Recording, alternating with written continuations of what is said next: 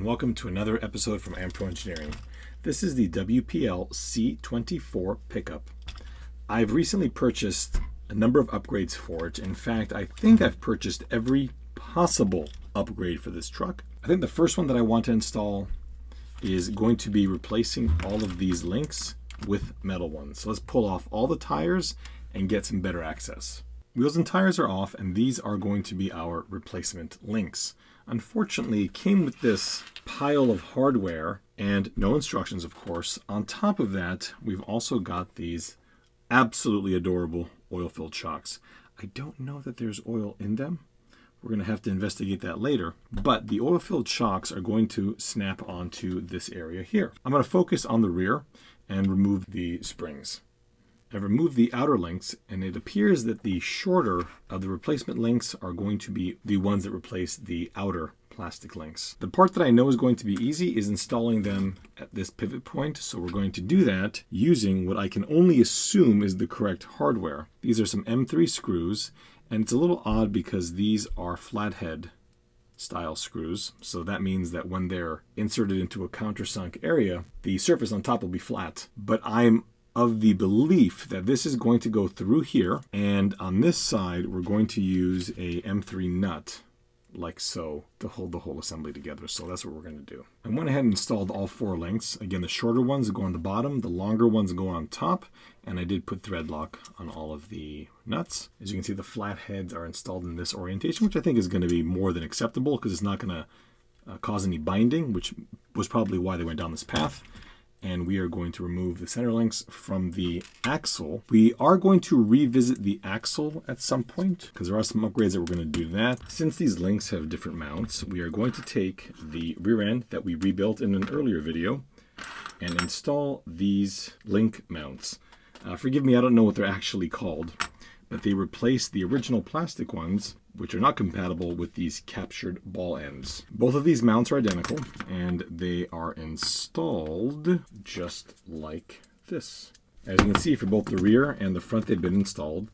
They went right on, they lined up beautifully, and the finish is very nice. There's no burrs, there's no sharp edges. The color I had assumed would be just a bare aluminum.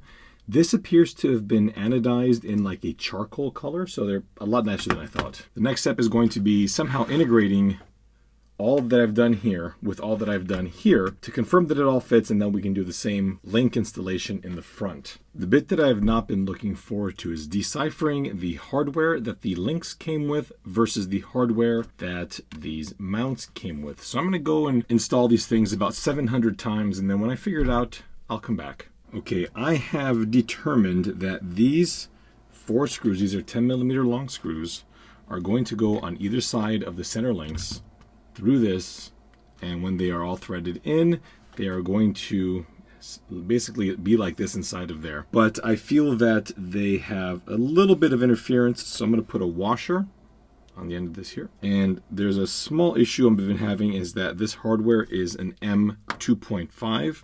Not uncommon, but not something that you would usually run into. Therefore, I'm just using some M3 washers for the sheer reason that I don't have any M2.5s, and my patience is rapidly diminishing with this truck.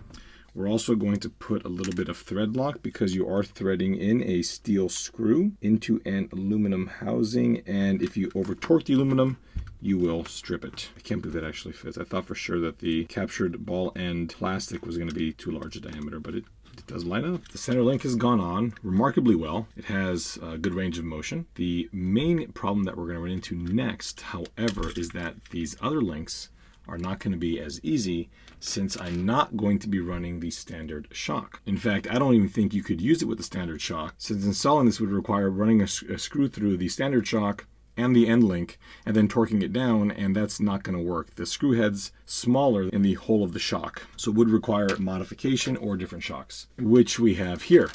Unfortunately, my pessimistic side feels that these are never going to get on. Let's see if that is the case. I strongly felt that these ball studs are M2s, and maybe I'm wrong. Maybe these are in fact M2.5. Maybe it's a huge conspiracy to have us all buy M2.5s now. This is not going to work. Let's try it on now. Let's try it here. No, see, I didn't think so. So these are M2s. This is a problem because this shock has a ball end and we need an M2.5 shaft and a ball end that's the same size, and that's simply not going to exist. The irony with all of this is I felt that this center mount wasn't going to work because of these center links, but I thought that the shock mount would. Unfortunately, it slides right in as well. So even though this is plastic, this won't work. Because I've lost all patience with this vehicle, we're going to use some Traxxas 1/16 E Revo shocks that I bought some time ago on eBay. They are 1/16 scale, but I do believe that the shock spring is a little bit too stiff. Nevertheless, I found some springs on McMaster that should be a little bit softer, and either way, it's still gonna be better to have a spring that's a little too stiff versus whatever the heck this is, which I can't use. Now the installation will be very, very easy.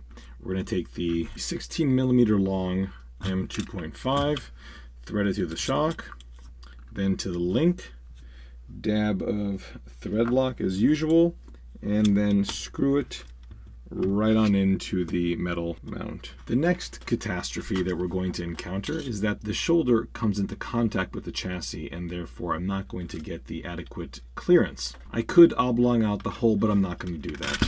I'm going to take another one of these 16mm long screws, and we're going to put a washer on one side of it, and then a nut on the other side, which will give us a post sticking out of the frame rail. As you can see, that is the top shock mount. I ended up using these longer ones because they gave me a disproportionate number of these, and I simply don't have any use for them. As soon as I can put the body on, and we'll make sure everything's clear, I can snip these off with some wire cutters. The good news is we have rear suspension. I don't know how operational it is, but it's there. Actually feels really nice. It's just far too stiff. I can now do all the same thing to the front. The front end went together exactly as the rear. There was nothing different about it. And I have to admit that it looks fantastic. I mean, this no longer looks like a $30 toy. It looks like a pretty expensive model crawler at this point here. Springs are a little bit stiff, but I did order some softer ones on McMaster. We'll see if that works out.